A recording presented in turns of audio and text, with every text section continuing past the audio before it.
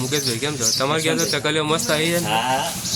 ચકલી આવી હાય હાય જો અમે ચકલા જો હારમાં બધું નાખે ને ચેનલ બજારે પૈસા વસૂલ છે. હા તમારે કમે જોરદાર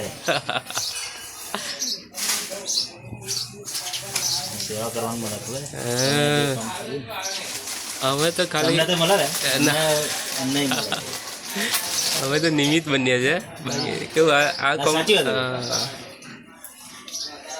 હવે લાઈને આ બચાવો એટલું સારું છે.